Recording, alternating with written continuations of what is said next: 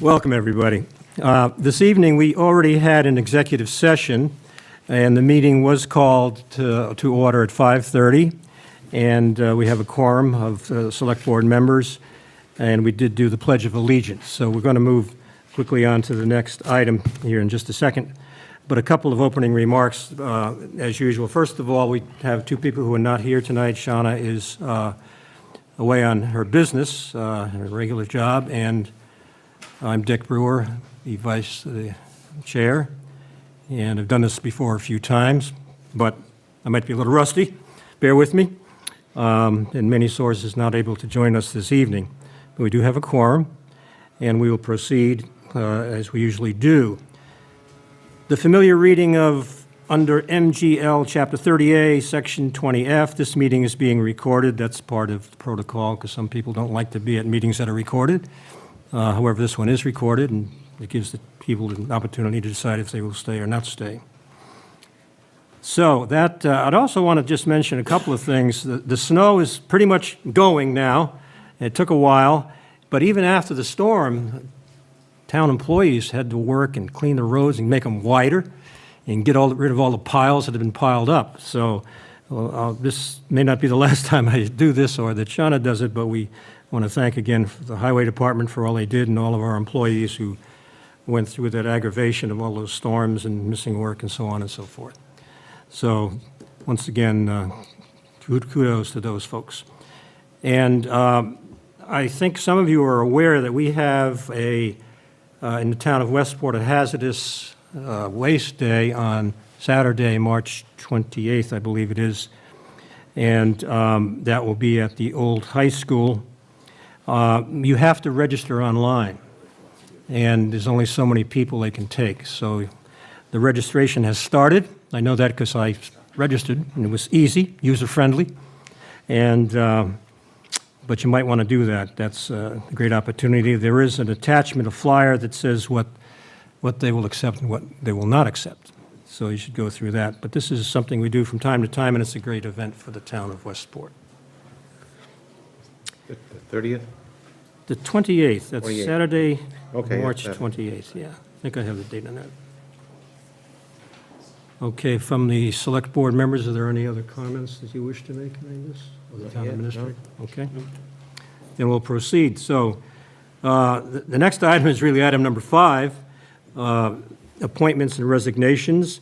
I will ask the chief to come forth if he wishes, but 5A is a request from Gary Camber, Police Sergeant, to accept his resignation dated March 4th, 2025, which will be effective March 10th, 2026, which is tomorrow. Chief, it's good to see you. Good evening, Vice Chair. Yes, I'd like to move forward with in accepting his resignation. I'd like to publicly thank Sergeant Camber for his years of service.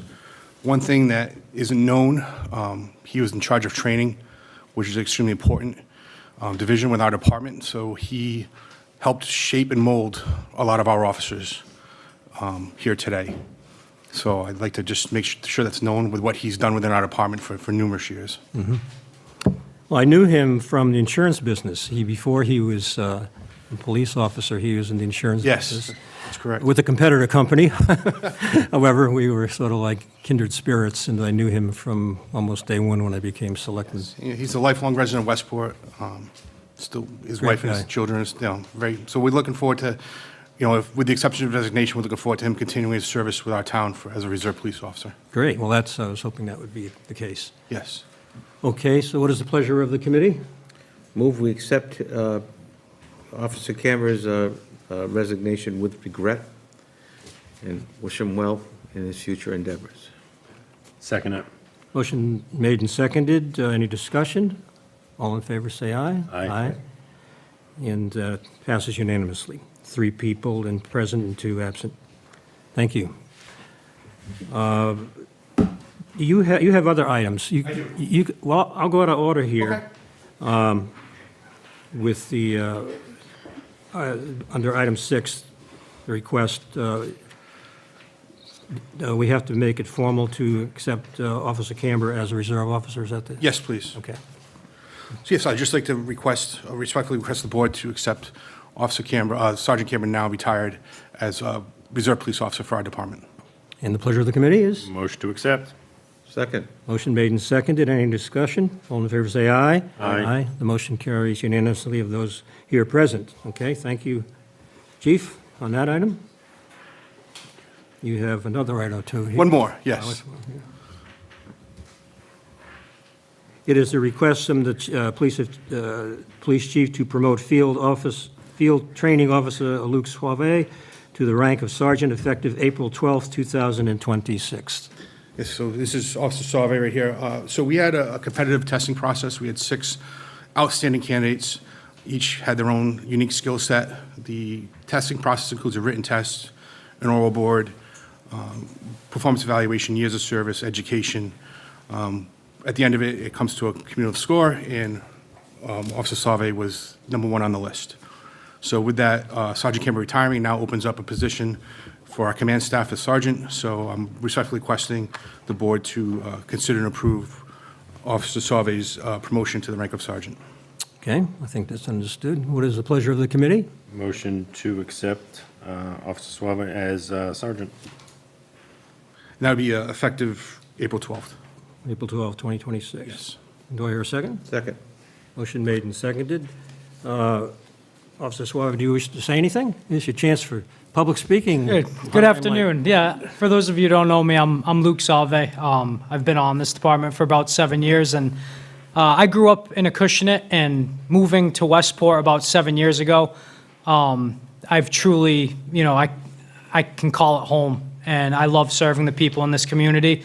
To be able to, have the opportunity to be in a leadership position for the Westport Police Department, it means the world to me, and I look forward to building relationship with you guys and more with the community as well. So I'm just very honored, and I thank you. Thank you. We're glad to have you on board in this new capacity. Thank you. And then what is the pleasure of the committee? Move acceptance of his, Didn't we? I think, We yeah. were- We already did that. Yeah. did. So Okay. that's the vote, yeah. So time to vote. All in favor, say aye. Aye. Aye. Any opposed? None. The motion carries unanimously of those present. Congratulations. Best of luck. Thank you. Is that it? Just a few things. I'd like to echo your statement earlier about the highway and the fire department and their extraordinary efforts with the snow removal, and I'd like to just commend Tia Vitale as well with our twice-a-day meetings to coordinate all our resources in town, so that was very helpful as well, and something that hopefully we don't have another blizzard, but I look forward to those daily week meetings. We I think- appreciate your efforts. Yeah, well, Fire department. No, the fire department and highway department, what they did was extraordinary. The other thing too is we just want to thank our officers and dispatchers for their hard work during the blizzard.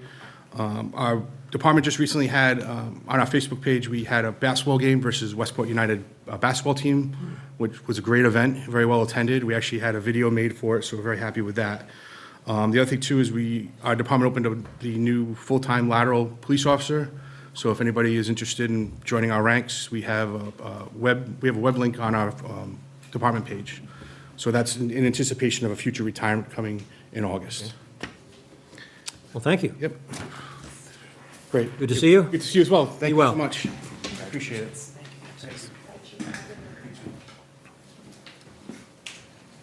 Okay.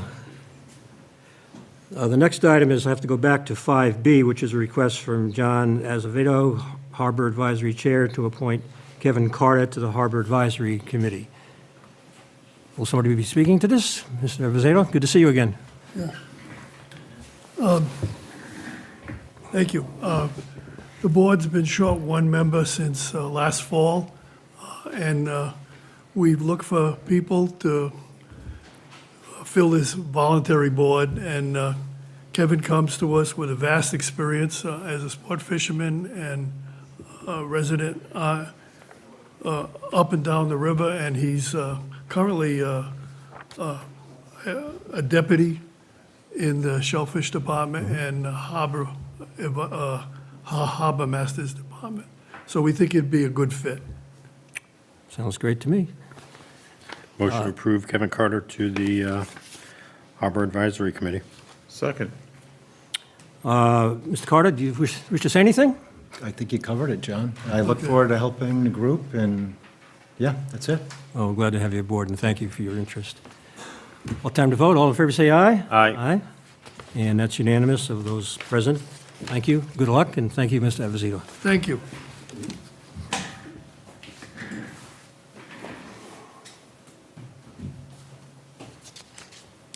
Okay, the next item is a request, it's item number C on your agenda, 6C, request from Kristen Stinson, Town Clerk, to approve the warrant for the annual town election to be held on April 14th, 2026. I know that Ms. Stinson is not here tonight because I saw her when I was coming here, and we chatted briefly, and I told her that it was okay that we'd take care of this, but she had other things to attend to. And we don't always require the person to be there for something like this. So we do have it in our package. I'll ask Chris to talk to this issue and tell us what we got to do. Sure. So this is more or less a housekeeping article or housekeeping agenda item. So this is the formal authorization to allow us to hold the upcoming election. It establishes the date, time, and location of the election. It directs the town clerk to post and execute the warrant, which you're going to be signing this evening. And it authorizes the elected officials to open the polls and conduct voting. So, it's just, again, a procedural vote, and I would, So to state, there have been no additional articles added since our last meeting. so this is for the election warrant, and Oh, so, no, never mind. yeah. Okay, move approval. Second. Okay, I have it in front of me. I just wanted to look at it one last time.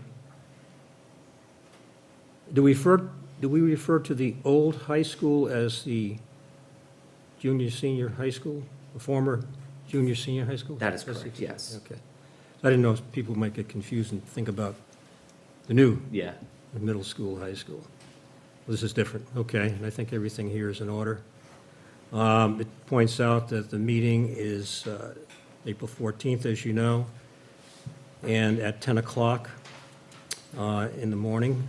And does it say? Yes, the polls will be open from 10 a.m. to 8 p.m. And I think it looks to be in order. So what is the pleasure of the committee? We made a motion on You made that. the Yeah, motion, we did, yeah. okay. Any further discussion? Any comments?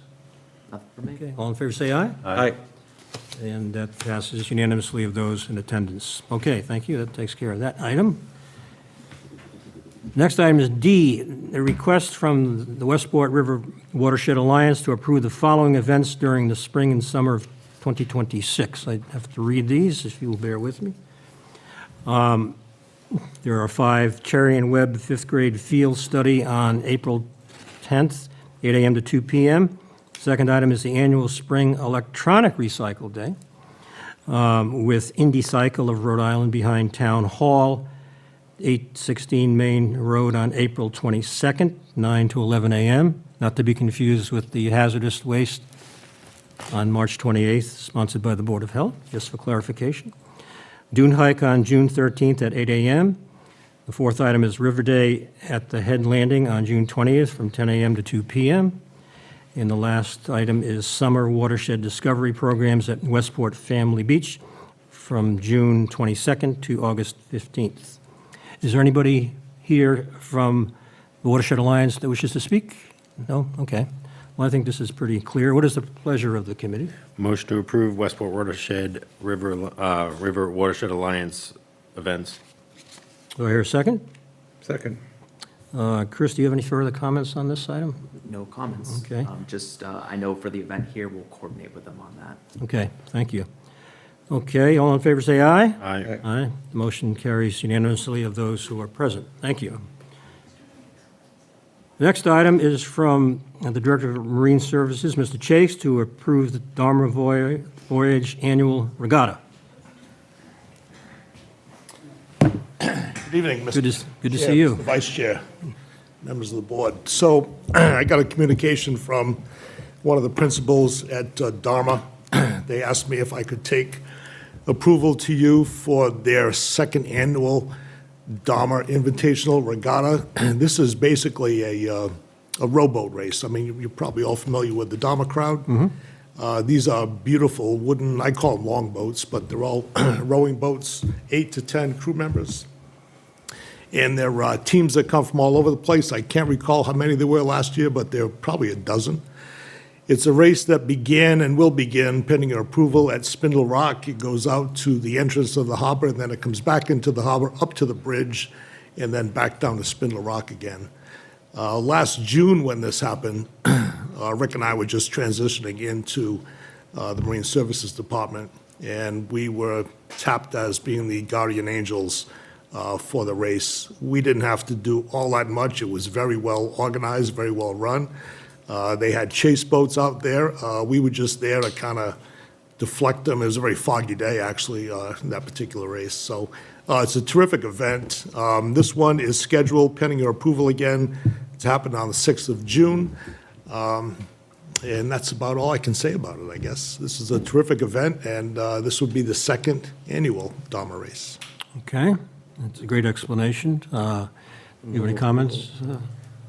No, I know that the event details are in your packet. You know, I would just say as part of the approval for this, I would just subject it to coordinating with police and fire from a safety standpoint. To make Okay. sure that the event goes off without a hitch. Okay, so do you wish that to be included in the motion? I would, yes. Okay, do I hear a motion? On Motion to approval of the approve. Dharma voyage with the proviso. Yep, motion to approve the Dharma voyage with specifications that Chris laid out. If I could just throw one thing, my department will be out there with them as well, so. Okay, that'll be great. So the motion was made and seconded. Any further discussion? Any comments from the public? I don't see any. All in favor, say aye. Aye. The motion again carries unanimously of those present. Chief, you have another item here. Would you- I do, if you would, Yes, Mr. Chair. So Rick's got a donation here that has come to us from the Westport Federal Credit Union. And as it is worth, I'm not sure what the dollar amount is, it's going to need your approval. So a little bit of background on this device. I think, as you all know, we had a Marine detail that worked in with us last summer. And so obviously, we had members of the police department out on the water with us. One of those individuals was Tony Custodio. Tony, as it turns out, is the chairman of the board at the credit union. And he realized we needed this equipment because, well, at the time, we only had one. So he and his board have chosen to donate this to us. So I have to mention Tony, obviously, Matt Aguirre, the president, and Don Davidson, the board member. Those three have decided to donate this to us, pending your approval. Well, that's great. That's great. We have people like that in Westport to contribute. I don't know if the town administrator has any comments on this?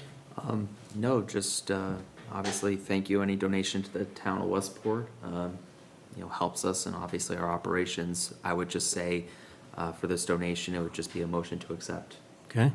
So moved. Motion made and Second. seconded. Okay. Any further discussion?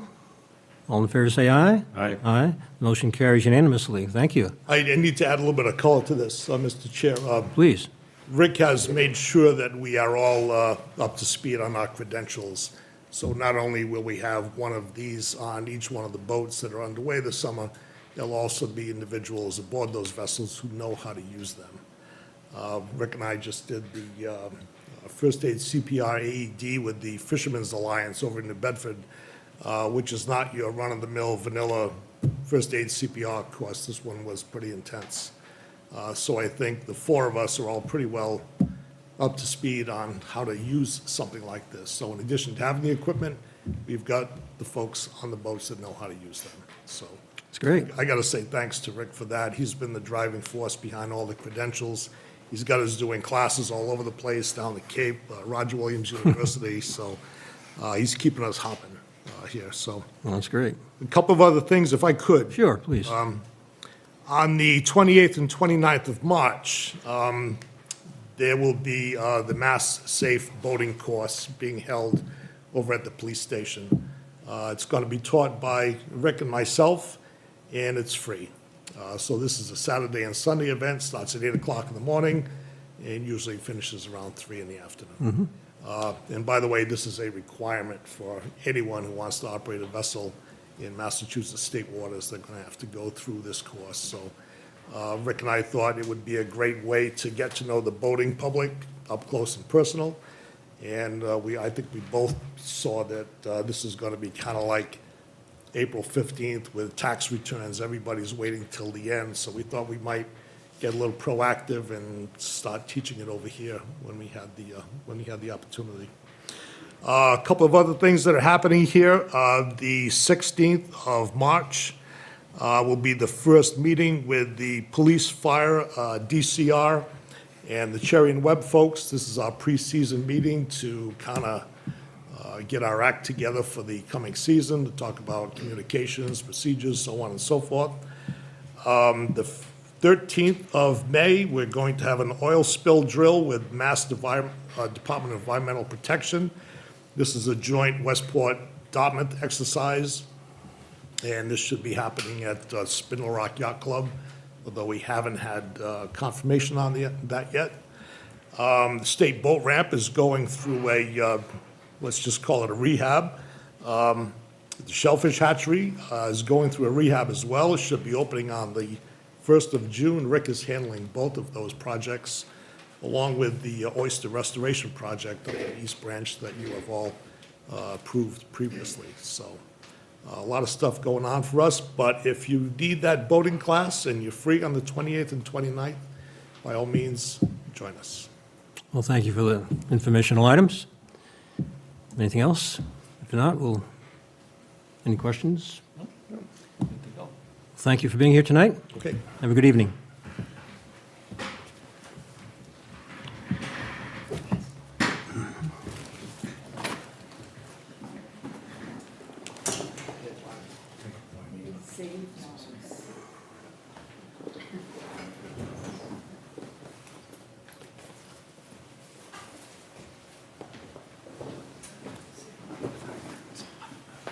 The next item on the agenda is F, request to approve Kleinfelder Water Main Contract Amendment Number 6. I'll ask the Town Administrator, Chris Vitale, to tell us about that. Sure. So this was on a prior meeting. We have been working with Kleinfelder. So as you know, we have been funding a portion of our ongoing water extension with local ARPA funds, as well as various grants that we have received from state and federal sources. So, at the last meeting, we asked to postpone because we were trying to figure out exactly how we need to go about our procurement for this next phase of work. So, this is with regards to extending the municipal water down Briggs Road and the fire station with a potential extension into the Oakland Ave neighborhood. So, the contract amendment that you have in your packet is for the final design and permitting for both of those roadways. Now, we were able to break that out from a prior proposal that they had submitted, which originally included bidding assistance and construction administration. So what this would allow us to do is move ahead with the scope of work, utilizing these existing ARPA that we have that's already been set aside for this purpose. Good. Without having to tap into the congressional directed spending, which has its own set of procurement requirements. So, I will note that for these funds, we are coming up on the deadline for expenditure from the county. And so just, again, talking with our consultants on the project, knowing how long it's gonna take them to complete the scope of work here, they're gonna need all the time this spring to be able to meet our deadline of June 30th. So, I would ask that the board vote to approve this contract amendment this evening. Okay. Discussion from board members? Chair, just a couple of questions on that. So at our IOC meeting that we had, I guess, a couple of weeks ago now, we didn't take a vote on this because we weren't sure where that funding source was going to come from, correct? When we were in the meeting? So it's a slightly different scope of work from the IOC meeting. Okay. So at that time, it was about 150,000. Yep. Because it included in that scope, the bid assistance and construction administration, which raised the price of it. And at that meeting, our concern was we didn't have enough local ARPA allocation to be able to approve the contract amendment because of the federal procurement requirements. So what we asked them to do was to review that scope of work and see if there was a way that we could advance the project with the funding that we have on hand Okay. now. And so when the time comes and. So we're not pulling from that grant that we're still waiting on, correct? That's correct. Okay, That's that was a discussion point at that time. So then, that's fine, because I'm okay with Kleinfeld from an economies of scale standpoint. They know the project, they've already worked on the project in the past, so that's fine. And I know there was a funding concern at the Infrastructure Oversight Committee as to where it was coming from, so. Yeah, so thank you for when the explanation. time comes, and we do have to tap in to that federal funding source, we will have to procure those services, but at this point, we think it's beneficial to town to just move ahead. Okay. Motion to approve. Second? Motion made and seconded. Any further discussion from the select board? Are there any public comments on this item? Hearing none, I assume we're ready to vote. All in favor, say aye. Aye. And I also vote aye. The motion passes unanimous of all here present. Thank you. Okay, that's good. The next item is G, discuss, review, and approve the annual town meeting warrant. Chris? Yes, so since our last meeting, we are officially on draft number 4. So since the last time it's been reviewed by the board, following again the board's discussion, we went ahead and renumbered the articles. So right now, we are looking at 34 articles for the town meeting. I know that there are continuing conversations that we're having on the various articles that are being proposed for the town meeting warrant. So I know some of them, we do have individuals here tonight that can speak to those a little bit more, again, just based on what the board was looking for. Also tonight, we will have to formally send this over to the finance committee per the town bylaws so that they can begin reviewing the articles that involve finances. So the only other thing I would add is I did have a conversation with Karen, the finance committee chair. She did ask, I know the current calendar has it that we would be approving the posting at the next meeting on the 23rd. She's asked if we could push that back to the April 6th meeting to provide them a little bit more time to deliberate and make their recommendations. So just from a posting deadline standpoint, I don't see any issues with that. Okay.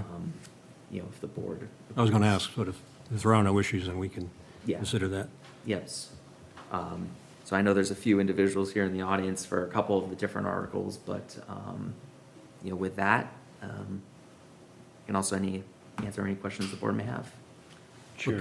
Yeah, well, start with the Do board. we want to go over, we're going over them one by one, or just what ones we had? Has anything changed since the last meeting when we discussed and went through them, essentially? Because I know the Yeah. big issue that we were talking about last time was obviously the kind of the overnight parking with the fee structure and all that. Has anything changed on that?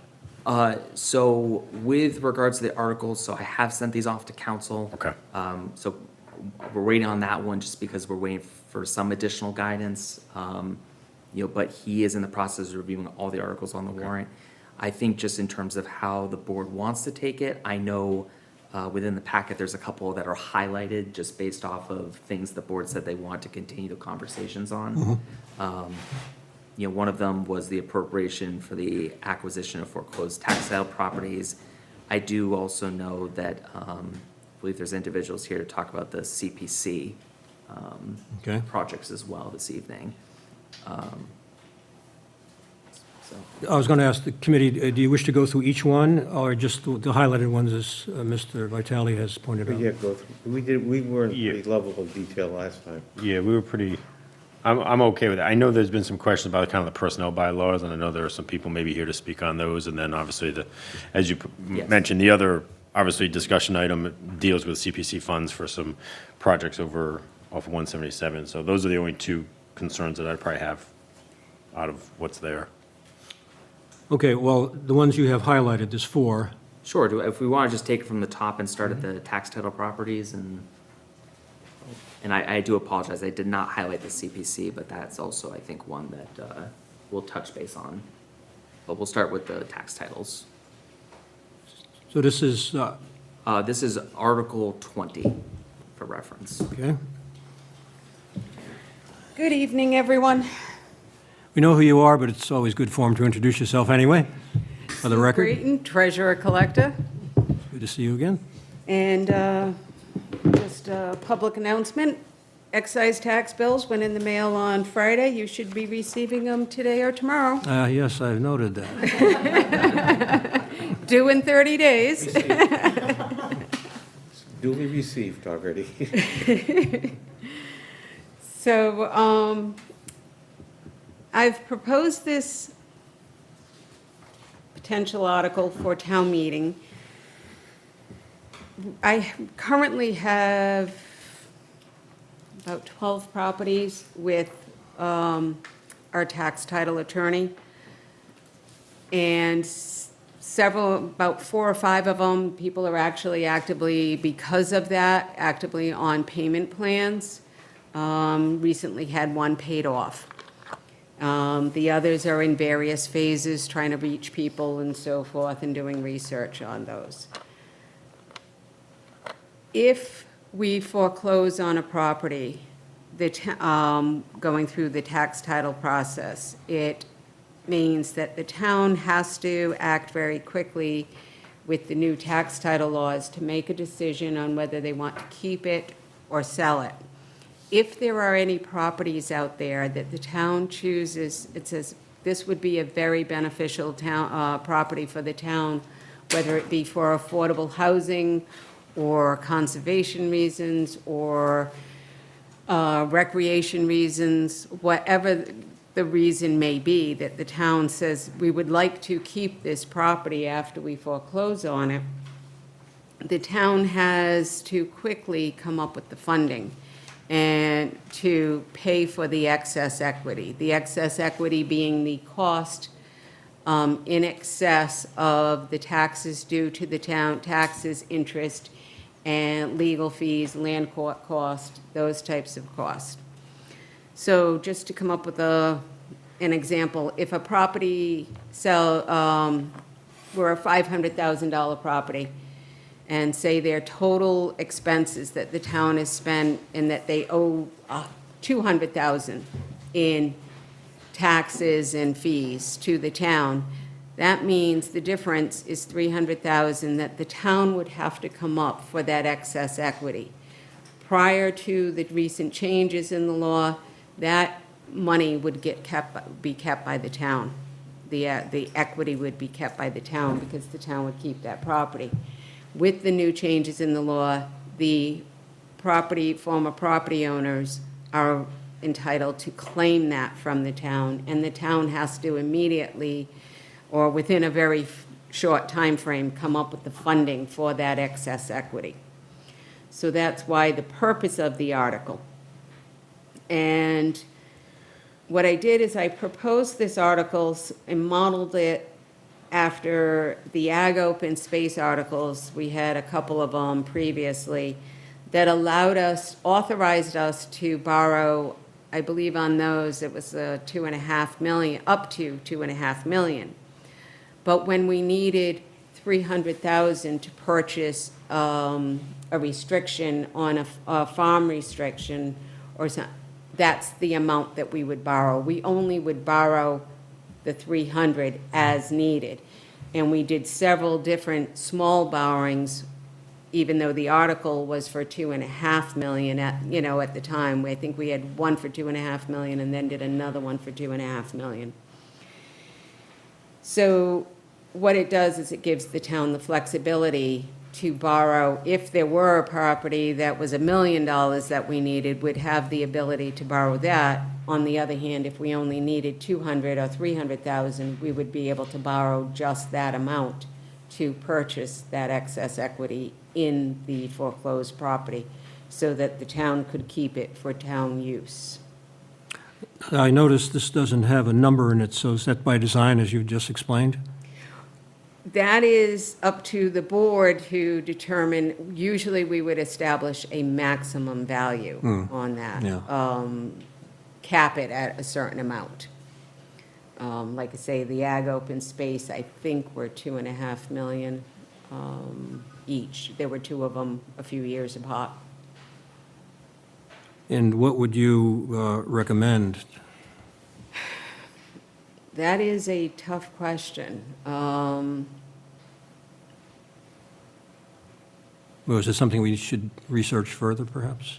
It's, the flip side to that is, it's also, if we were to approve this, any borrowing that we do would impact our town budgets, Understood.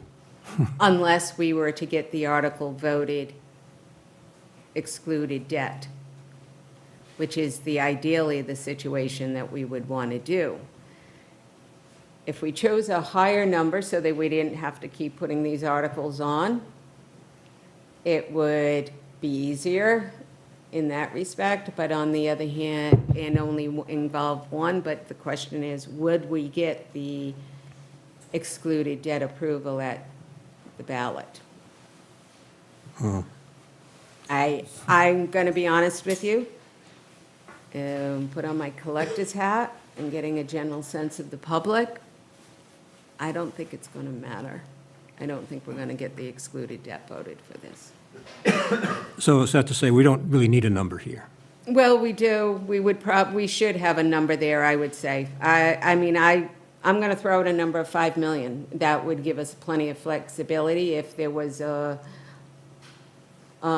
a large parcel were to come up that we felt would be ideal for a cemetery or another school, possible school location or something that, or, that might take $1 million. So if we only put $1 million on it, that may be the one and only article only one borrowing that we could do. If we put a higher amount, 5 million's high. That's a decision for the board. It's also subject to change on town meeting floor. Can be modified on town meeting floor. Chairman, just a Right ahead. question on that. So Sue, with respect to that, let's assume you put a $5 million, that it would still come before the select board, the public would have input in something Right. along those lines. So it's not like we're giving a blanket $5 million to spend if there's foreclosed properties that we want to grab. There will still be a public input, public hearing, select board will still have to vote and make a decision on that, correct? Correct. Okay. Correct.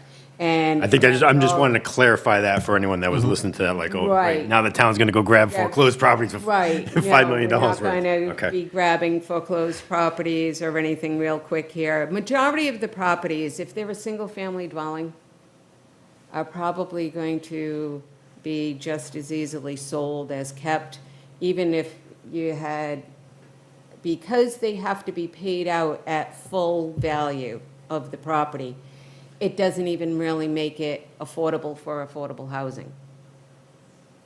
Yeah.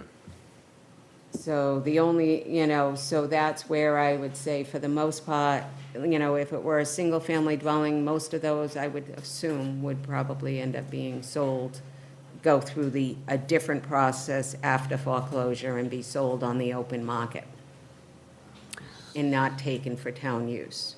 Some of our most recent purchases in terms of affordable housing has included properties that came into the possession of the town through foreclosure. The old way of foreclosure, you didn't have to pay out excess equity. Now you do. You see, the issue now is we can't foreclose and then obviously build off of that equity. We have to pay the original property owner that money, the equity that's made up in there. So if you buy $1 million property, say they get $200,000 tax bill, you're still gonna have to, and you sell it for $1 million, you'll still get the $200,000, but you have to give them the $800,000 in excess, which, Right. it's not much advantageous to the town unless, except getting the tax money. So you're floating that money to get you 200,000, Right, basically. yeah. If I may, somebody wishes to speak? Betty Slade? I'll beg the indulgence of the committee for this. Betty Slade, CPC Chair. You said that you have to get the money very quickly, is that right? Yes. What does that mean? In what period of time? As- Can I just say why I'm saying that? Yes. Is that some of these properties may be for recreation, conservation, affordable housing, and there would be an opportunity to utilize community preservation act funding for that, but we can't promise it in advance. Correct. And so the question is, what would the dates look like? I mean, we approve, we have to go to town meeting, so it would be like if this was, it takes 2 or 3 years to do this anyway, doesn't it? Well, the whole process takes 2 to 3 years, but we can't look at a property just because something's in tax title. It doesn't mean we can look at that as a potential foreclosure. We can't look at it as a foreclosed property until it's ready to be foreclosed on. It's a 2 to 3 year process. Once they foreclose on it, we have, how many days for foreclosure? 180. 120, 150, 180 days to come up with the money. Is there a possibility for the town to work with private entities to buy the property? Have private people, you take them to court, and then people can stand up and say they'd buy the property from the town? Or for the town? No, it's got to go through an open broker. There's a lot of though. I can give you some light reading from DLS on this, Yeah, all well- these. So you just think it's not possible? Right. We're required to list it, if we're going to sell the property to somebody else, we have to list it with a broker. Or the town has 2 options, retain it for municipal use, or list it with a broker on the open market to get the best, highest and best sale. Sorry. Another comment from the public, if you don't mind. Another comment from the Peanut Gallery. Cindy Brown, Vice Chair of the Finance Committee. So I did have a question about that. So what happens if you do foreclose on a piece of property? I mean, you run the risk here that you end up becoming the broker of convenience for someone who's sitting on a piece of property that they can't afford to pay the taxes on, nor kind of get it together to sell. So it's like, well, let the town take it. They're going to take the taxes anyway, and then they'll hand us the check and we're done, we're good. So who determines the value of that property? That's all it's got to be appraised through the brokers and so forth. It's not the town that determines it, and we have to go through a whole procurement process. So as soon as we know that a property is potentially going to foreclose, we have to get acting on it, because we have to be ready to start the procurement process right away. Hire that broker or an appraiser and get the appraiser. So is there a timeline, though, if the town is not interested in keeping the property and you were required to list it through a broker to sell it? 180 days. Well, suppose there's no bid after 180 days, what happens then? For us to list it with the broker gets to attempt to sell it for a year. Right, okay. If after a year, they cannot, on the open market, it doesn't sell, then we can take it to a foreclosure auction.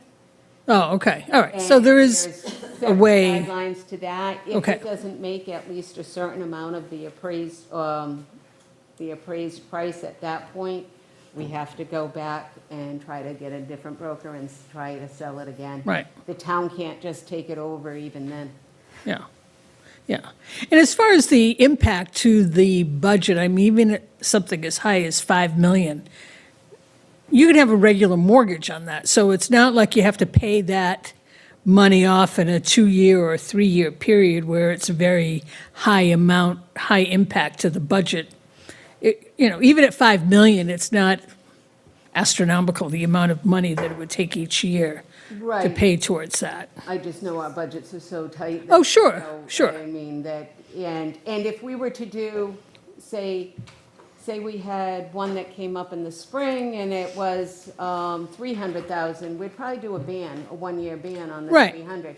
And then another one came up in the fall, and then you're looking at another 400 or something. Right, Again, you're looking at small amounts that add up. sure, Yeah, It all does add up at the end of the day, no question. especially when our budgets are so tight. Thank you very much, Sue. Thank you. Thanks. One more question, Chair. So Sue, what percentage of those do end up basically going through the entire process through land court and getting foreclosed on? Is there a percentage? Minimal, no. I don't have a percentage for you. Unfortunately, we have quite a few properties that are in tax title. Historically, the town hasn't done a lot of foreclosures over the years, but it's something, it's taking time to get to this point, and we're trying to submit several of these. I've gotten several paid off already by doing, like I say, majority of the people seem to either come up with a payment plan and make regular payments, or have sold the property and You get the money anyway, right? they get the, yeah, they'll, at the time of sale, we get the, to release the lien, we get the tax, what's due to us. Ms. Slavy wishes to One speak again. other I'll allow it. question, Sue.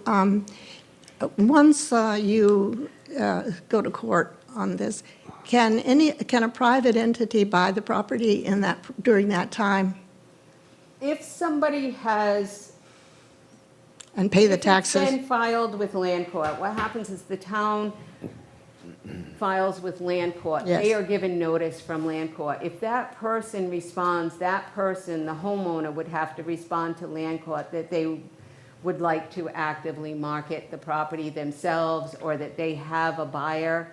And yes, land court's not gonna say, no, the town has to foreclose at this point. That's why it's 2 to 3 years in this whole process of going back and forth with land court. They reach out to them, try to get them to do this, they check back and forth and try. There's numerous contacts between the homeowner, or attempted contacts. I got it. Thank you very much. Yeah. Thank you. Okay, bring us back to our purpose on this. Do we need to approve something? Do we need to put the number in there? What's the next step here? So I think, obviously as we head to town meeting, one of the things is whether or not to advance this article, if this is something that the board wants us to support and put in for. We would have to come up with a dollar amount as part of, any motion at town meeting or recommendation for town meeting. But for this evening, more or less just wanted to provide a little more information on the background as to, why this is being proposed or considered for the warrant. So just to restate, we could come up with a number tonight. That number is still going to go through the Finance Committee, because that's going to be our recommendation to the Finance Committee, along with everything else on the warrant.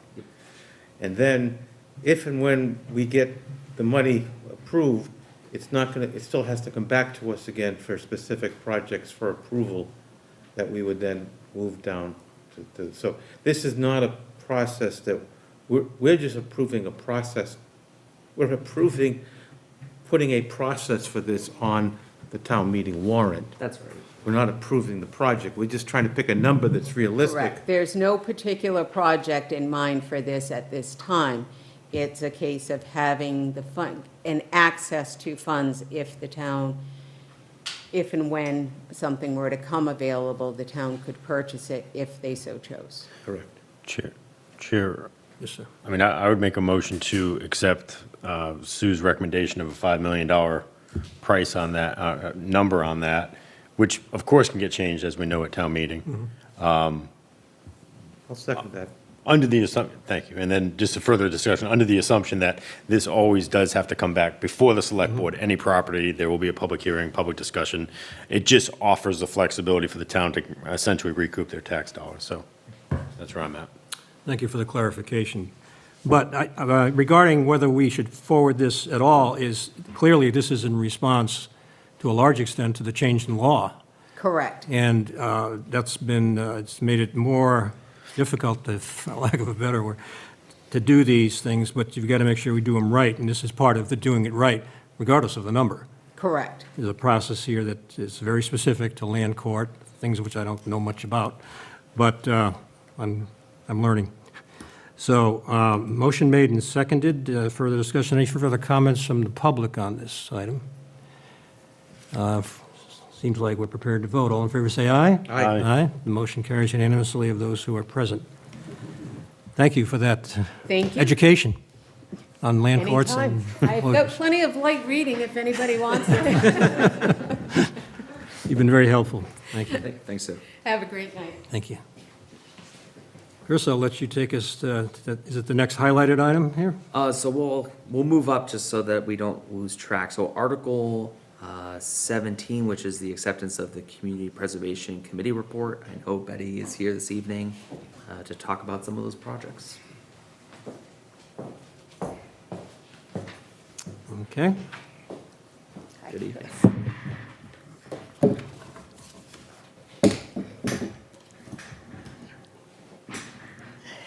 Good evening. Hi. Again, identify yourselves. We know who you are, but for the Yeah, public. of course.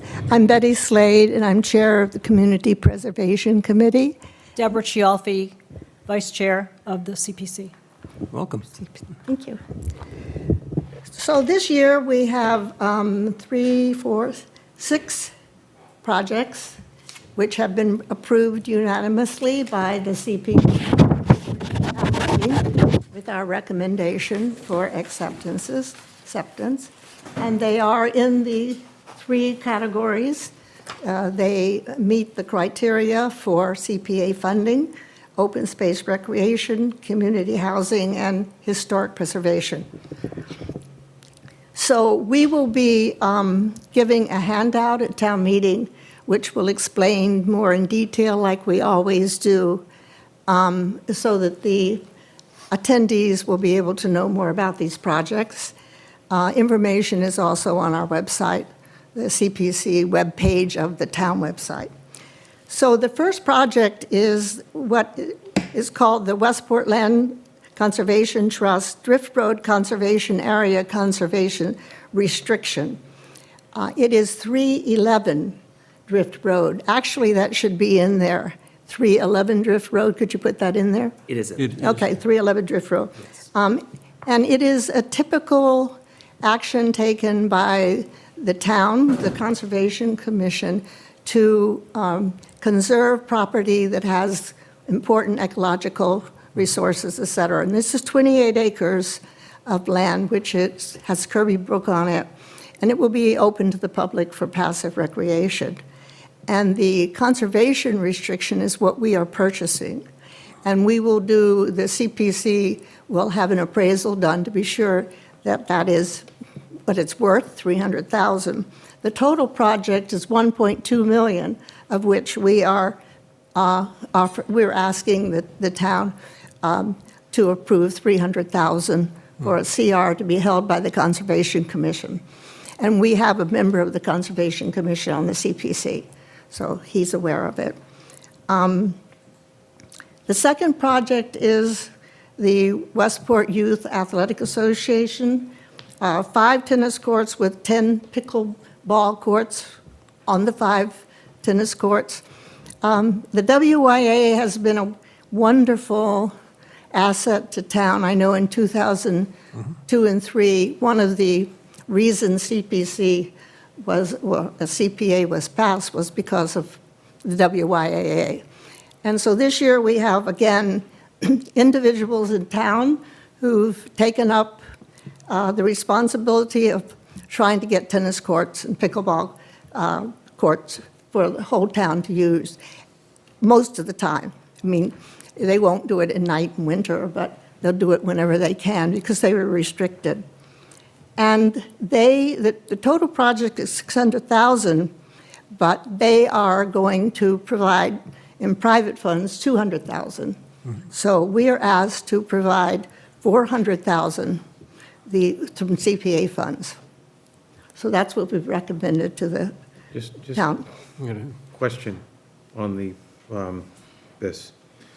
Right now, there are time restrictions irrespective of whether there's event conflicts on the other tennis courts over near the middle senior high school, that we can't use those while school is in session. Right. So will there be any similar type restrictions or? No. Okay. No such restrictions. And they will form a committee. They will be organizing the playing times for people. I'm sure you're going to hear about them a little later. I think a lot of them seem to be here today. So it's something that I think is what CPA was set up for, this kind of cooperation. WYA has been quite remarkable, all run by volunteers for all these years. From family to family seems to be going on. The third project is the Macomber Elementary School playground. This is another playground. We've had one right here at the annex. The third is not a playground, it's more of a place for activities, different kinds of activities, which we also had approved at town meeting last year. But because this is a town project, it's sort of an article of faith that CPA would like to have the town contribute some part of it, and the town has graciously agreed to do that. So we're recommending $300,500, and the town will be putting in $150,000 from CIPC funds. This will only be available outside of school hours, and that's just a requirement because of safety now. The issues of the police believe that it's necessary that there not be people, on the school campuses for this purpose and other purposes during school times. So it'll be after school, or before school if people want to be that early, and then in the summer when there aren't classes, et cetera. So Betty, just a quick question on that. Is this the playground that we had the staging for Route 6 water, where they put the construction equipment for the Route 6 water project on the side of Macomber School? Is this the Yes. Bicentennial Park? yes.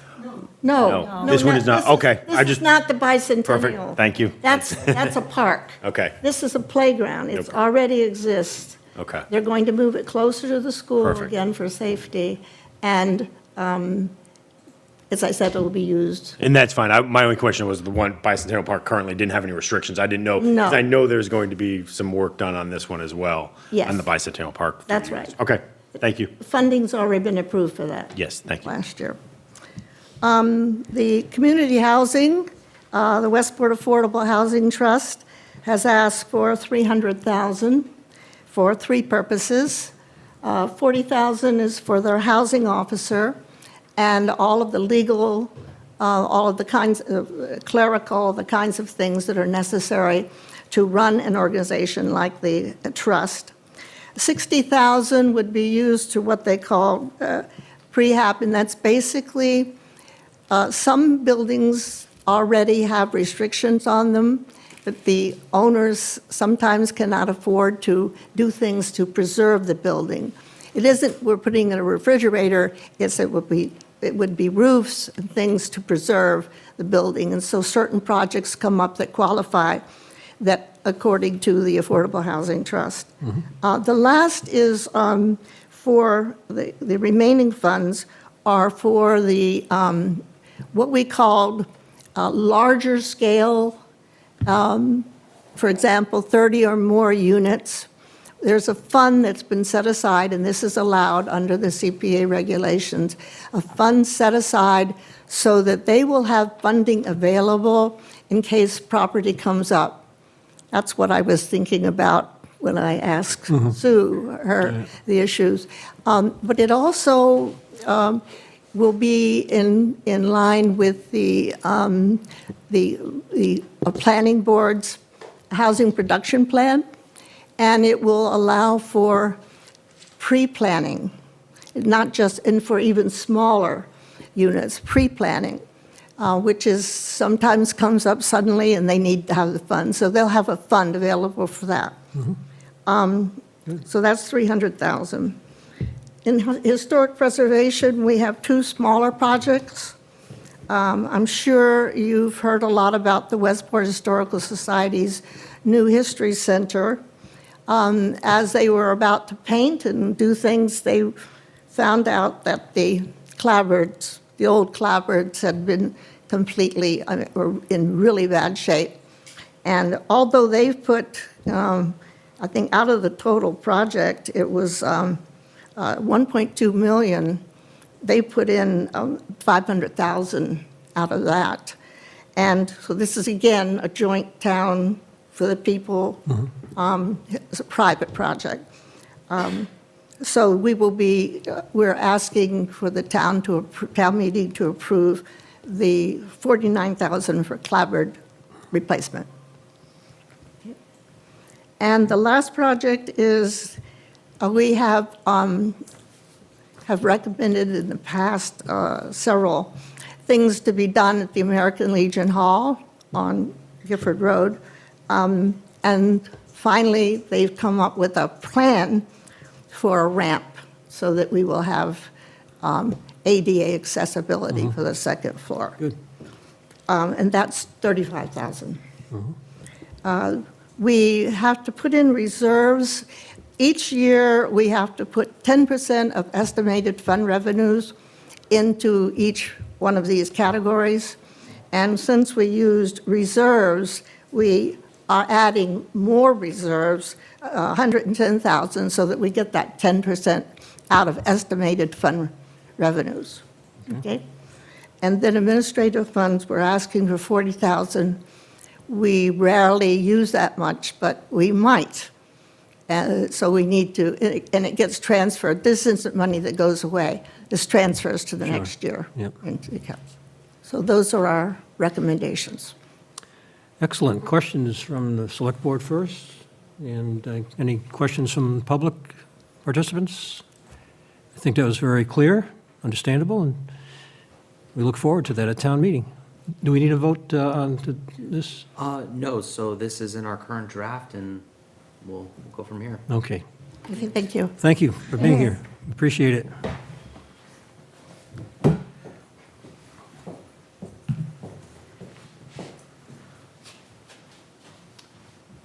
Okay, so next article would be, So now we are going down to Article 25, which is the amendment to the personnel bylaws. So I'll just give a high-level summary of the proposed article, and then I know Cindy and there's other members. did we skip 23? Is that in there? Mine is highlighted, but That was just the school technology, the 81,000 for the school technology. Okay, no, we are moving on from school technology, unless there's Yeah. any questions. Yeah, there's no questions. on that. Okay. this is Article 25. Article 25, yes. So, as we previously discussed, this article would update the town's personnel bylaws by replacing the current section that governs how town employees are paid or how the employee positions pay are managed. The change would formally establish a system under Mass General Law for personnel administration. So under the proposal, the select board would be responsible for overseeing the personnel policies for town employees, or they could designate an administrator to manage it on their behalf. So the board would also, under this proposal, be authorized to adopt and update a personnel policy that covers topics such as job classifications, pay structures, hiring, termination practices, work hours, benefits, leave, and other general working conditions. So a lot of things that you see within the current personnel bylaw. Okay. So the personnel policies, would be adopted by the board. They wouldn't be conflicting any of our current collective bargaining agreements, similar to how the personnel bylaws is set up. And, right now, similar to how it's currently structured, the change wouldn't allow the town to spend any more money than what's allocated at town meeting during the regular budget process. So that's the high-level overview, but, again, just continuing the conversation this evening. And we have people here to talk about this? Yes. We know who you are, but again, for the benefit of the public, if you'd introduce yourselves. Thank you very much, Mr. Chairman. Cindy Brown, I'm Chair of the Personnel Board, and with me is Lisa Costa, a newly appointed member of the Personnel Board, who may not get to see a Personnel Board meeting coming up if this item passes, but we'll see. So I've looked at this article, and I've not met with the board in total to discuss to discuss it in its entirety. But I think it certainly is an item that is long overdue coming. I mean, you know, the Personnel Board was established decades and decades ago, long before even the unions had come here to for collective bargaining with the employees here in town. The number of employees that the Personnel Board currently covers, I've never actually counted them, but it's a fairly small number in relation to the total employees, the rest of the town. It doesn't cover any of the school employees. It doesn't cover any employees currently under collective bargaining, nor does it cover employees that are employed by virtue of a contract with the town. So it's only non-contract, part-time, non-union employees that are under the domain currently of the Personnel Board. And we are a fairly remote group. I mean, we're not here at Town Hall. We're not here to see how some of these positions are managed, how some of them are carried out during the course of a day, and what kinds of issues come up. So when a department head or an employee comes before us, we are really operating blindly to some degree as to how much information we have available to us because we're not here. We are a volunteer, part-time board that is not located here in Town Hall, you know, during business hours. So I think there are a lot of reasons why this is a good shift at this point. It's good to centralize the management of the employees. I think it's also in the best interest of the town. You know, the Personnel Board is not necessarily on top of all of the human resource laws that have come into play in the last, 5-10 years between FMLA and different other employee rights protections. So where if you have this centralized, I think that this would be a far more efficient way to oversee the administration.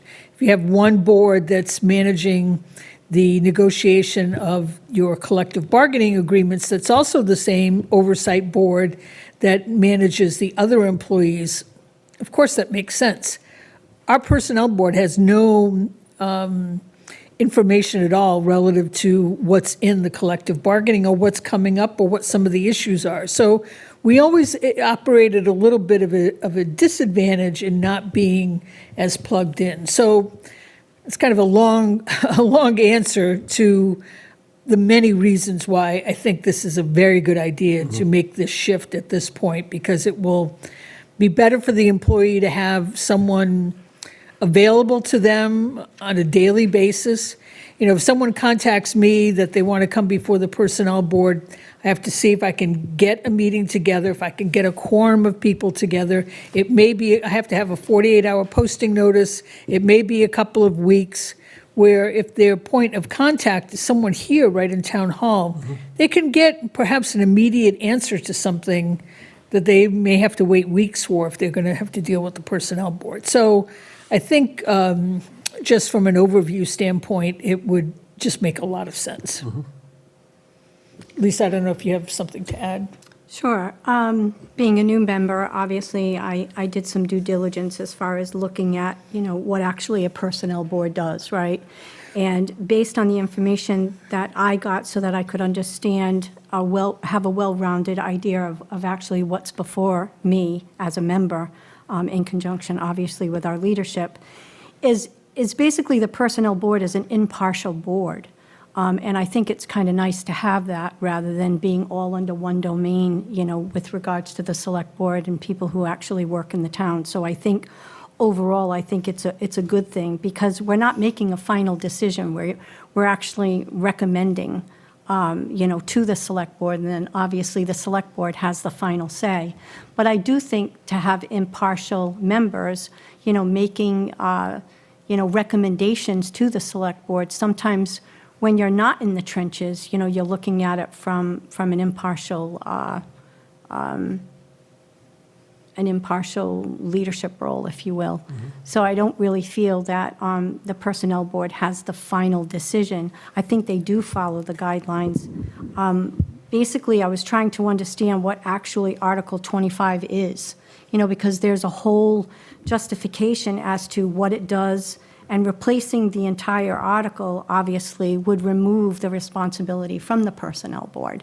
And so that there are there's certain verbiage that you can actually enter or leave in that article so that we do still have, a fundamental basis of a Personnel Board. And so what I did do was I put together just a couple of handouts, as far as so that I could better understand, what actually the new role would be.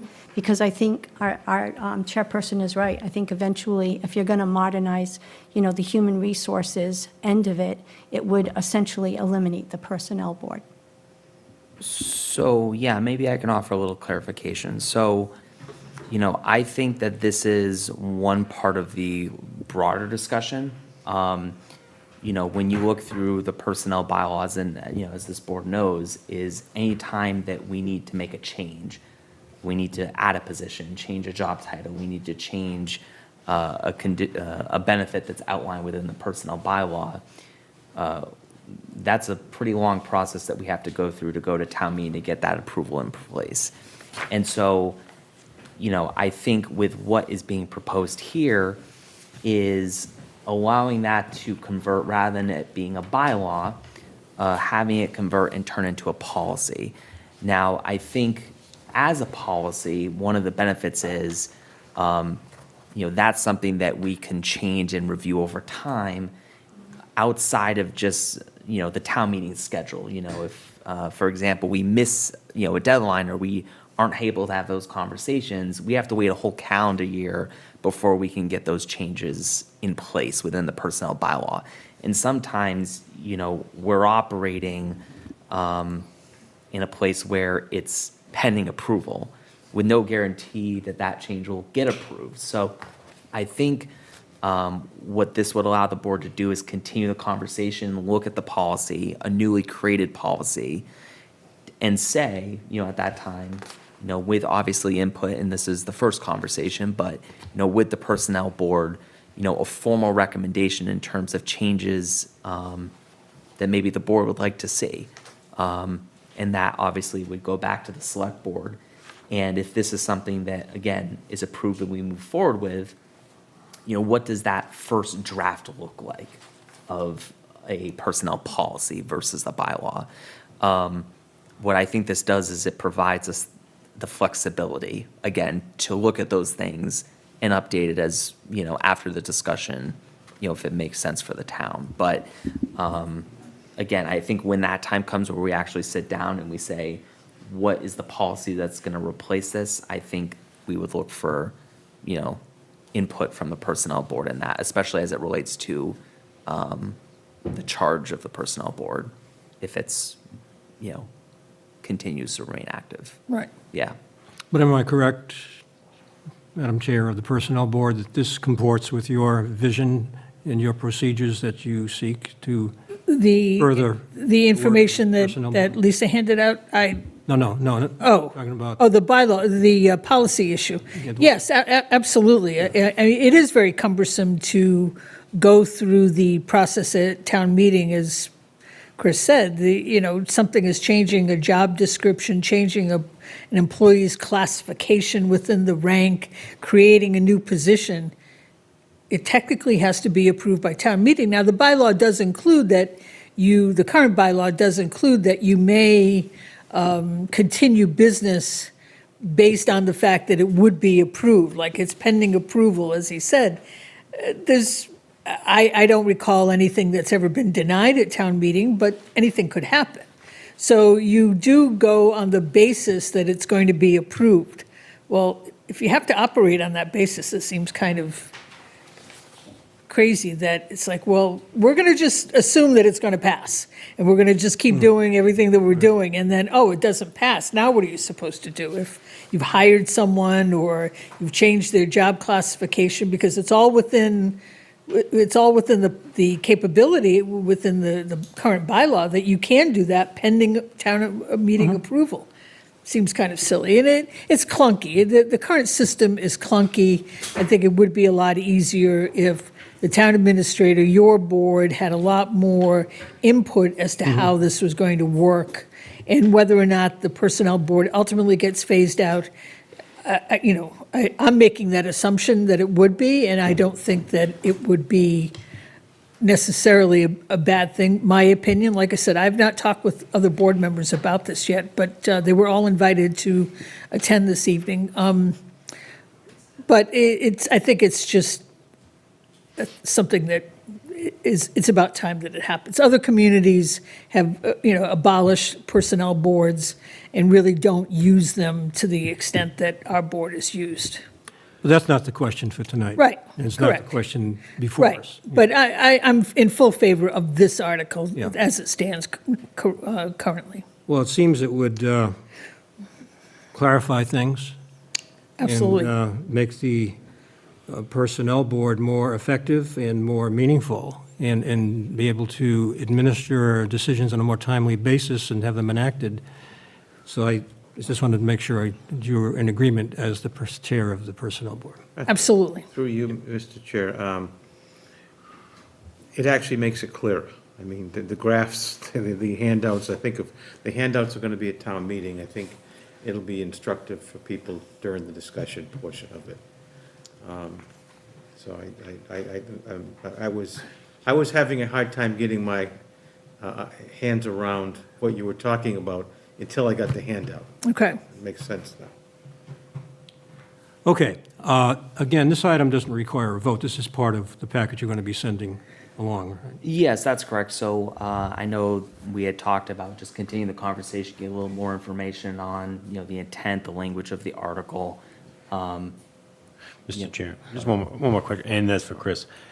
So do you see this working in conjunction, or do you think the board would slowly phase out the Personnel Board? Because I know when we hired the assistant to the town administrator, there was a belief that some of the HR and Personnel Board would fall under that assistant to the town administrator. But I do like the function of an advisory. I'm not one to want more committees or boards, but I think in some instances, the advisory board might be helpful in hiring processes. Yeah, so I think one of the things that the board, tasked me with was looking at the operations and how things are currently working and where the gaps currently exist. And that's something I think as we continue that conversation, what would that policy look like? I think my goal would be to close the gap. So I think, again, just the informal conversations I've had, what I know is that, there, the current systems that we have in place, there's inefficiencies there. And again, whether or not the board wants to, take up dissolving it, as was noted, there are communities that are, providing that, giving that responsibility to the town administrator position. And right now within the bylaw, my role is the director of HR, right? So I think in some way, shape, or form, formalizing that or, building me a little more into the process of these type of HR-related matters, I think would be something to consider. Okay, well, that's be at the right point in time when all the conditions are such that we have to deal with that. So for now, I think we've discussed this. Is there any comments from the public on any of this, as long as we have an audience here? If not, then I don't think I have to call for a vote. Nope. If I'm correct. And Nope. Thank you for your Well, participation, thank you for your time, Mr. Chair. and good luck. Thank you for being here tonight. So I believe for this evening, those were the only articles that I had on for discussion. However, as I mentioned earlier for this evening, we would just need a vote to forward this on to the Finance Committee, the draft warrant. Motion to send the draft warrant to the Finance Committee. Second. Motion made and seconded. Any further discussion? All in favor, say aye. Aye. The motion carries unanimously of those present. Thank you. Thank you. Just one last note on that is, as part of the correspondence to the Finance Committee, I will let her know that this is under council review, so if there are any modifications, Of course. yeah, we'll make them aware of that as well. Well, thank you. That was a good discussion and very informative, and something we need to know about to go to town meeting and be prepared. Okay, well, that concludes that discussion, and I thank everybody for their participation. The next item under discussion is, I think we're here, is 7B, the WYAA pickleball tennis court discussion. We talked about that earlier with Ms. Slade.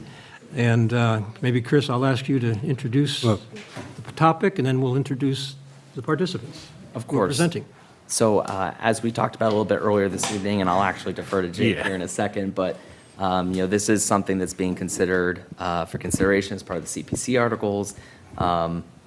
We talked about it at previous meetings. I wanted to have the opportunity for WYA to come in and talk about this initiative a little bit more. And I'll just turn over to Jake for some additional context. Thanks. Yeah. Mr. Chair, it seemed to work out pretty well with CPC here, given their presentation, and I had met Ken a few months ago with respect to Westport WYAA. I was unaware of the fields that were present. I went out there with some individuals from the Girls Softball League, took a tour of the facility, thought it was an amazing facility, and then obviously brings us fast forward to the point where now there's discussion about pickleball courts going in at this location. I think, it was a contentious issue when the tennis courts at the new middle high school were closed to our residents. So I think this affords a great opportunity, and I wanted them to have the opportunity to come here and speak, put it out into the public, let everyone know. There has been a lot of questions that people reached out to me on over the past 24 hours after putting the agenda out. Where's the financing coming from? Who's paying for it? How is that going to work? But I think this facility, when people know where it is, and I will let Martha and Ken cover that extensively, but it is a really amazing facility. There's a walking path there. I think once we get, it's basically a facility that can be used by all demographics. We have 53% of the population of Westport over the age of 60. And then also we have youth sports that will be using that as well. So I think this really can be a great facility. I think there's probably other grants that can be had in the future with respect to maybe getting the electricity out there and various other things. But I don't want to speak any longer, but it just kind of worked out perfectly with CPC and with everyone here to present this, and the amazing work of Ken for as long as he has maintaining the facility.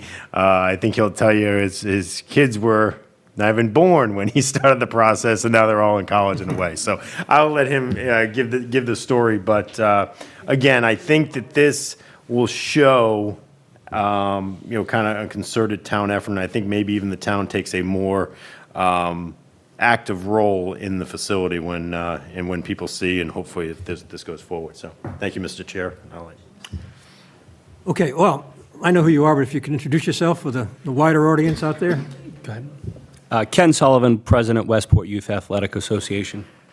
I'm Martha Sullivan, no relationship. Good friends. Well, thank you for being here tonight. So I'll jump in here real quick, just for a quick introduction, tell you guys where we are at this point with Westport Youth Athletics. You wouldn't have been back on our fields unless you have a child or a grandchild in softball or baseball at this point. We've been pretty much a closed facility for security reasons, but we've developed 40 acres of land back there. We have 2 softball fields, 2 baseball fields. We have 1 all-purpose field that's kept pristine conditions. We do some rentals on that field. We also have a walking path that was installed several years ago, but we have not been allowed to provide access to the walking path because the gates have to stay closed during the day because the fields weren't yet protected. Before the winter storm showed up, the highway department, the heroes, recent heroes in our town, went back there and moved a ton of our stone for us. Plenty of stone that came out of 40 acres of development, and I can happily say that our fields are now protected. Every 4 feet on center, we have a big barrier stone, so cars cannot get on the fields now. It's a big investment that a lot of people in this town made, and we're now protected, so I think by this spring, you'll see these walking tracks open.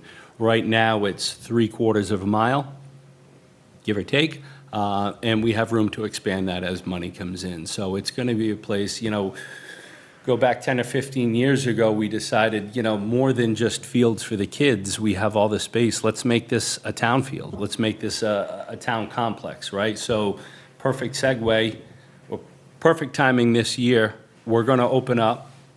We're going to have people on the walking tracks. Now it's people of all ages. And then I was approached by Ellen Heglin and Martha Sullivan Do you have any space for tennis and pickleball courts? We got plenty of space out there. We grow space out there. We're wide open. And so it's the perfect opportunity, it's the perfect timing to move forward with a project like this. And I think I've said enough. I'll just let Martha take over here and discuss what their plan is for tennis and pickleball. Thanks, Ken. Yeah, before we do that, I didn't get a chance to look at this ahead of time. Where is this located? I'll give you a quick overview, okay? And we're gonna actually leave you with some frequently asked questions. And so, great segue. Also, thank you, Betty Slade. Would like to mention that along with me, we have Ellen Heglin, Emily Huffel, Laura Nelson, Ron Rigo, who've all been a really important part of this effort. So as you heard, things have changed for us. We've been restricted significantly from the use of the courts up at the middle and senior high school. And so at this point, there are no public courts for Westport citizens. So unless you're a member of a Coke-Sit or unless you have your own tennis courts, you don't have a place to play except for 2 months in the summer and on the weekends during the school year. That's the effective impact of those decisions. And so at the same time, demand is really growing for tennis and pickleball. And what we really want to do here, I think Ken laid it up really well, is this is a terrific opportunity to get a larger part of the community engaged on a beautiful resource that the town has. So that's what this is all about. Let me move quickly to answer your question, Mr. Chair. Can you click through? And so what we're trying to do again is 5 courts, public access, community engagement. Before we get into where they are, just on the community engagement side, we have a very enthusiastic endorsement from the Recreation Department. We also have the Council on Aging now who said that they're in support of what we're doing. This is the YWAA complex, and so in between those baseball, softball fields, there's a very large, already de-stumped area. It's actually a perfect location for what we're doing, and there's room for expansion over time. Our intention is to build 5 courts. 2 of those courts would be dedicated to pickleball, and that means you'd have 4 pickleball courts because they take half of a court. 2 would be dedicated to tennis, and then the 3rd would be a flexible court. So that's the overall plan that we have. Just a little bit about the funding. I think that might be in the next slide. If you've not seen it, and just based on Jake's remarks, it sounds like maybe everybody has not seen it. It is a wonderful resource. So this is the picture of that area right there. You can see Emily up in the top middle corner. But the walking trail would be around that, ample room for parking. And so now what you can envision is a facility that has families for softball, baseball, seniors playing tennis, youth playing tennis. There are clinics, there's recreational play, really a wonderful way to use this resource.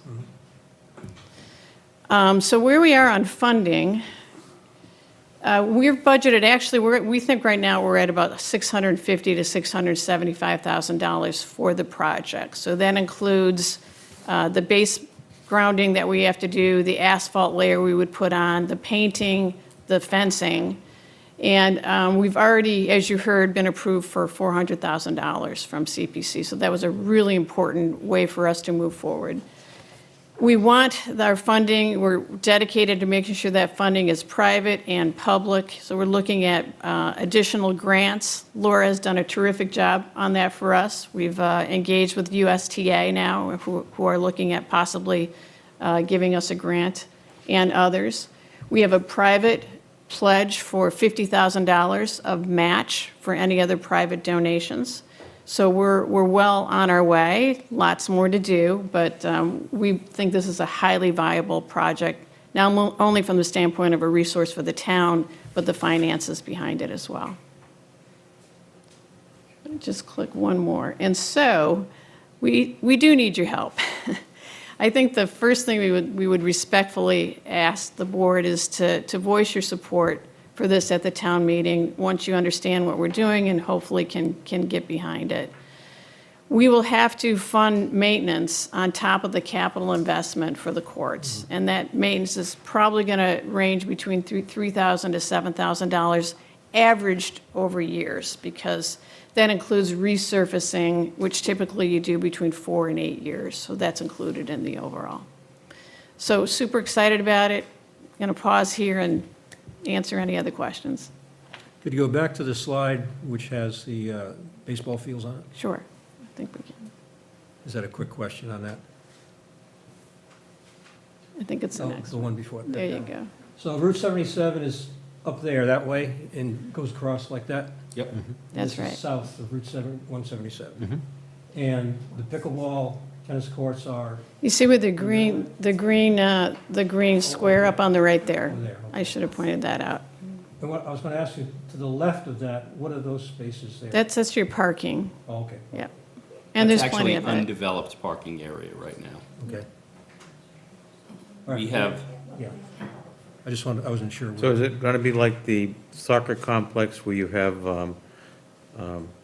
you're parking essentially on grass, but you have timber barriers separating the roads and things like that? so we have a little bit different from soccer. My kids played soccer. I know exactly what you're talking about. We were fortunate enough through contacts when a lot of the work was being done on the north end of Route 24. We were able to shyster a lot of those truckloads of millings. Okay. A lot of truckloads of millings. So as you come in our facility, the main road coming in, and then as the road lines the parking lots, as the road lines the field areas, we have all packed millings through there, and then it kind of winds through the development. We're not completed with that yet. We're waiting for another big road project somewhere. But it's, the parking situation is great. It's all hard-packed milling, so worked out really well. And now cars, with the recent addition of the barrier stones, cars can pull right up to the fields, right? You know, overlook the all-purpose field, or, you know, softball, and then the lower fields are baseball, so. Questions, comments? I always have more comments. Now you feel how Shauna feels. Go right ahead. I can't echo the sentiments enough, and I'm glad Martha and Ken were able to provide this. I think people need to realize that obviously this has been a facility that was acquired through town funds, through CPC funds, with, you know, millions of dollars. But I think that this is the project that'll kind of push everything over the edge and get people to use it, know where it's located, and just more specific, if you pass basically Ace Hardware, it's a little bit further on your left-hand side, and that would be the entrance point. But with the work that Ken's done to kind of secure the fields and you know, give access to people once these pickleball courts come in, I think the town should probably take a little bit more active role. People don't usually hear me saying to spend more money, but I think this would be a great opportunity for maintenance for the town to take that on. I mean, the highway department's already doing work on it, but I think, again, this is going to be great for the community, especially those in the community that have been kind of pushed away from using facilities near the school. Don't want to go back on, you know, walking paths of the school, but there are issues with that as well. So I think that this offers just something that everyone can use and should enjoy here in town. So I'm a full supporter, and that's why I invited you guys here as well. Thank you, Chair. Thank you. Betty, do you have a comment? A comment from the public, from Betty Yes, Slade? one thing that we've never told the Board of Selectmen, that Ken knows very well, that there is a conservation restriction on this property. It was the first one in the state. That it was, we were helped by the Westport Land Conservation Trust and the people who run WYA.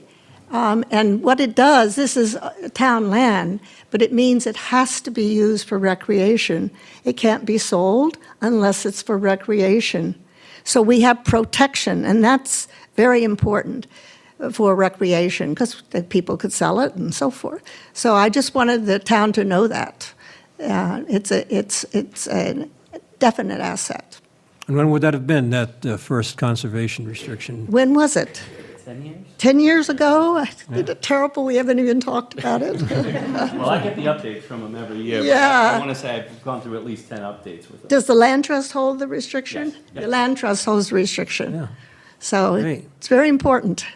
Thank you for those comments. Any further comments from the select board? I'm done. You're done, okay. Well, we appreciate this. We're not voting on anything tonight. Well, this is something to put on our radar screen and be supportive of, and I think you'll have our support, even though not all the members are here tonight. But clearly, this is something that sounds like it really would be a great thing for the town of Westport. And thank you for your efforts, and thank you for being here Thank you for tonight. the opportunity. Appreciate it. Yeah, lastly, I just want to say, this is with the addition of the pickleball courts and tennis courts, it's a $4 million plus facility. Largely in thanks to CPC, and a lot of private money has come into this. So I hope the people of Westport do get a chance to get out and use these walking paths and come out with ideas as to how we can develop this more, because it's a really big asset for this town that's just kind of been primed in and waiting, and we're going to open it up this year. So, Right. thank you. Great, this will be exciting. Thank you.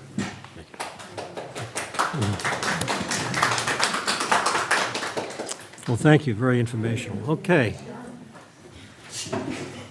We'll move right along. The town administrator report? Yes, a few items for me. So on March 5th, the town submitted its initial damage assessment to MEMA for the blizzard of 2026. So we want to know how much it costs the town. We submitted a request for $122,100. So I really want to thank Chief Baldwin and Haley for compiling everything across the departments and submitting it into MEMA. With federal reimbursement for an event like a blizzard, there is a high bar that we have to hit for the chance for a reimbursement, and the state believes we exceeded that because of the historic snowfall. With that being said, it is going to take some time for them to review these and ultimately consider them. So we will continue to track this, and I will be working with accounting and potentially submit a reserve fund transfer request as needed. So I will keep the board posted on that. Chair, just a question on that. So is that includes overtime and all expenses, fuel, use of equipment? Correct. So otherwise, if we don't get any reimbursement, that comes obviously out of our Coffers. Okay. Yeah, so, And what are the chances of that? I mean, do we know, because there are so many communities from here to the Cape that probably applied for that. Do they Good give chance. percentages, or do they give 100%, or how does that work? so it's not 100%. Now, Could I- Please, Mr. Vitale has the floor. Thank you. we do not believe it's going to be 100%. Okay. We don't know what the exact percentage is. Now, we obviously do have our snow and ice budget. That would, be one funding source for that. The reserve fund is another option. And then individual department lines for overtime, et cetera, would be another option for that, for whatever that balance is. But unfortunately, we might not know for several months whether or not we get the reimbursement and for how much, so. And so that 122, like, what is that in reference to, say, normal operating costs? Say you had a normal storm of, a foot of snow. We had a foot of snow a couple weeks before. Do we know how much over in the snow fund and what those numbers kind of would gel if it was a normal Yeah, event? unfortunately, I don't have that number Okay. in front of me. I'm just trying to figure out Yeah, how but- far. I was just gonna say, but you think, 5 days of overtime, basically continuous, plus bringing in contractors to supplement the town, plus the extra materials. So there's a lot of different categories that got hit as part of that. But I can definitely follow up and get you kind of what the What cost that- is for a yeah. typical storm. Okay, thank you. Yeah. So that is the first thing I want to note. The second is, as we talked about this evening, the fourth draft of the warrant has been discussed by the board. It is also available on the town website. So for those who did want to review what we talked about this evening, there's a link right on the homepage. You're welcome to review it. As we come out with updates, or, as we consult with council, or we have meetings like this where we make adjustments, We are keeping the town website up to date. We also be forwarding that over to the Finance Committee after this meeting this evening. I also want to note, I participated in a kickoff call for the Code Red system. So as we discussed, this is an emergency notification system where we'll have the capabilities to send alerts through phone calls, texts, and emails for those who sign up. We also have we will have reverse 911 capabilities in the case of emergencies.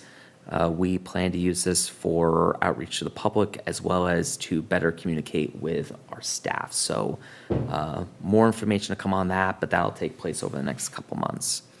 Mr. Chair, just one question.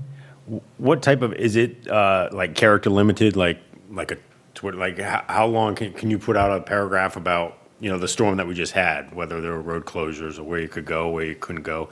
Yeah, so you have a little bit of flexibility based off the type of message. Okay. So, typical 150 characters for text messages. Yep.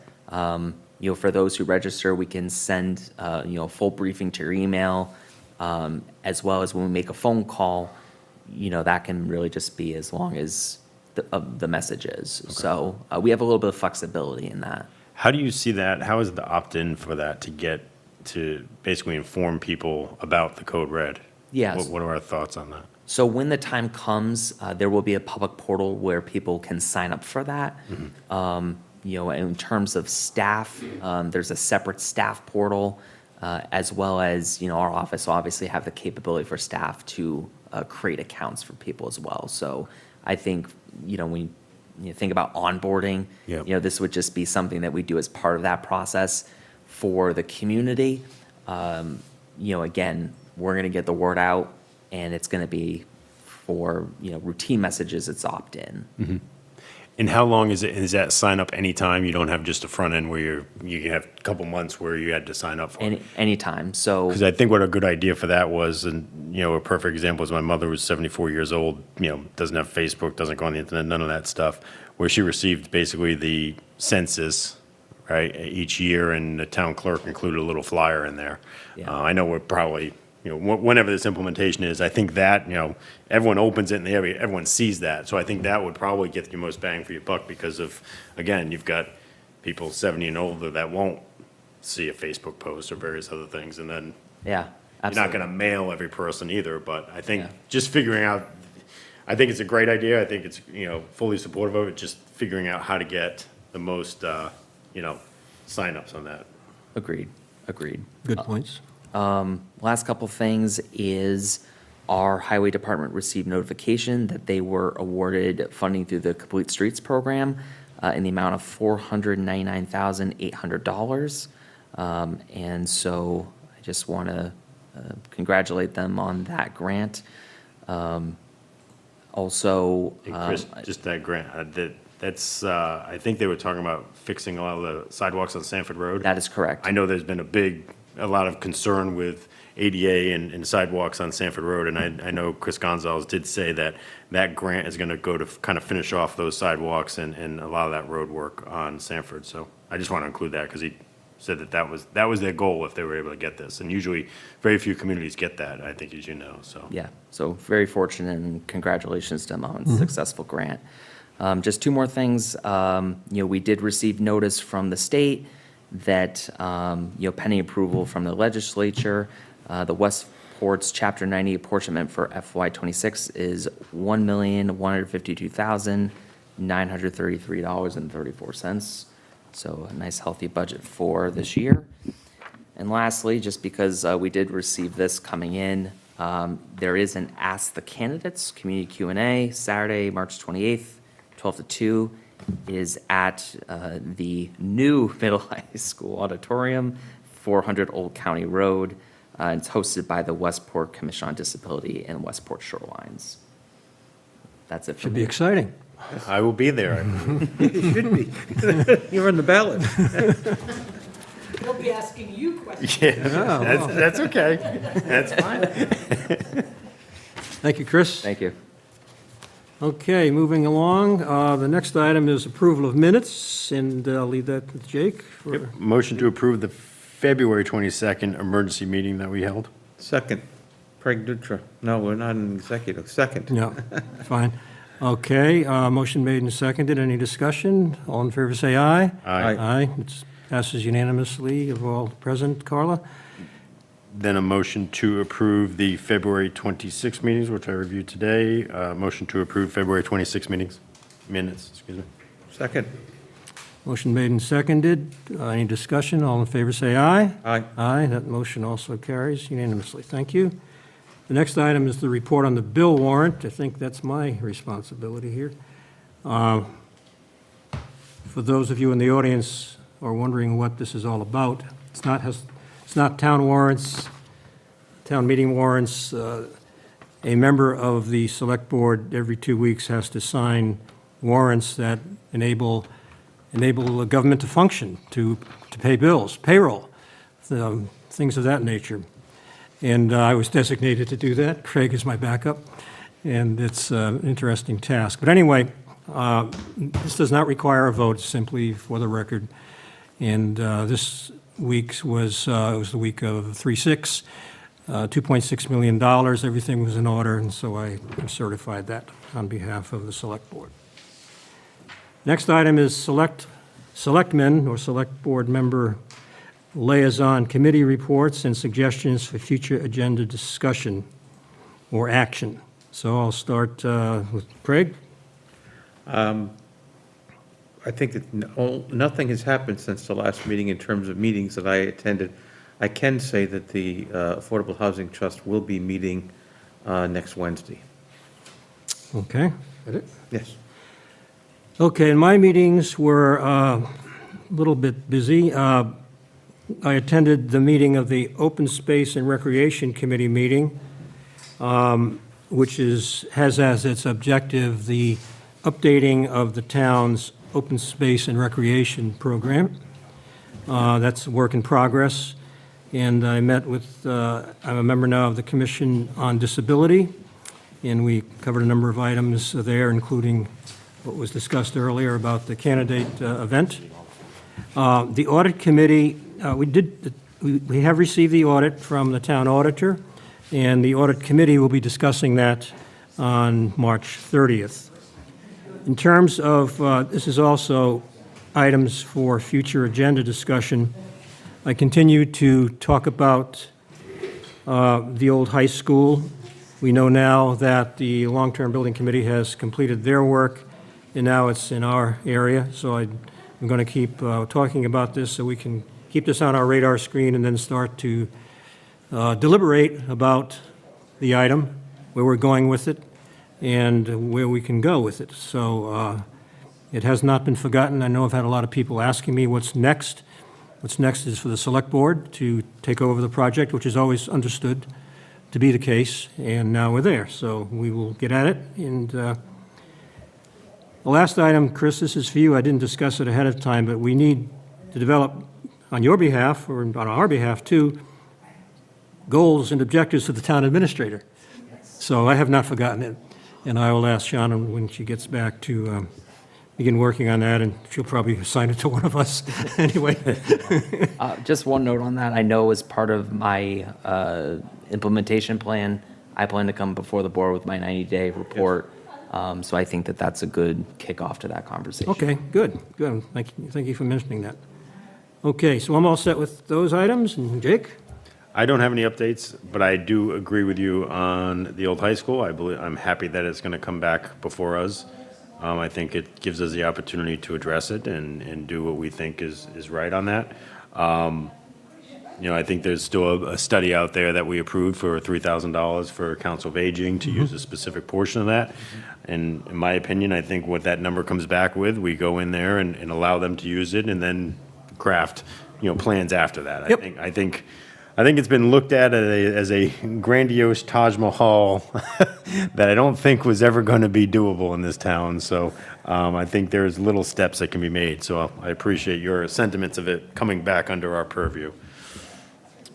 Well, that's what we're here for, and we appreciate your thoughts and others. Okay, now the next item is comments and statements from the public. I think you lost the public. We have a couple of members of the public here.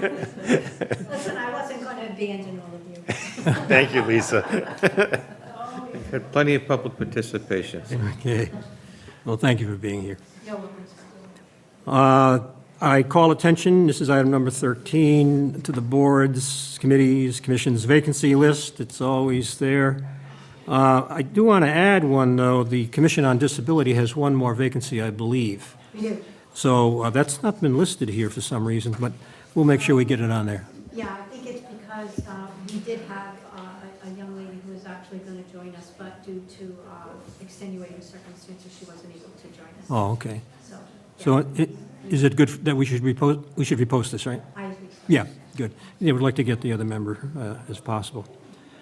Okay, and the last item is topics not reasonably anticipated 48 hours in advance of the meeting. I'm not aware of any, but I asked Chris or Carla to tell me if there are.